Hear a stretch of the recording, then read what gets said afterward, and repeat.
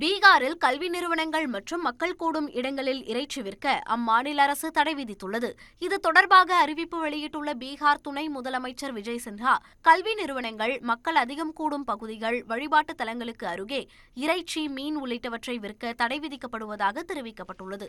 குழந்தைகளுக்கிடையே சமூக நல்லிணக்கத்தை ஊக்குவிக்கவும், வன்முறை போக்குகளை தடுப்பதற்காகவும், சுகாதாரத்தை பேணவும் இந்த நடவடிக்கை எடுக்கப்பட்டுள்ளதாக அவர் அறிவித்துள்ளார். நகர்ப்புற மேம்பாட்டுத்துறையுடன் நடத்தப்பட்ட ஆலோசனைக்கு பிறகு இந்த முடிவு எடுக்கப்பட்டதாகவும் அறிவிக்கப்பட்டுள்ளது. இந்நிலையில் பாஜக ஆளும் ராஜஸ்தான் மாநிலத்தின் கல்வித்துறை அமைச்சரான மதன் திலவர், குழந்தைகள் சுறுசுறுப்பானவர்களாகவும் அறிவார்ந்தவர்களாகவும் இருக்க நாட்டு மாட்டுப்பால் குடிக்க வேண்டும் என்றும், எருமை பால் குடித்தால் குழந்தைகளின் அறிவு கெட்டுவிடும் என்றும் கூறியிருந்தார். இந்த கருத்து சர்ச்சையை ஏற்படுத்தியது. பீகார் அரசின் உத்தரவையும் ராஜஸ்தான் மாநில அமைச்சரின் சர்ச்சை கருத்தையும் காங்கிரஸ், உத்தவ் தாக்கரே தரப்பு சிவசேனா உள்ளிட்ட கட்சிகள் விமர்சித்துள்ளன.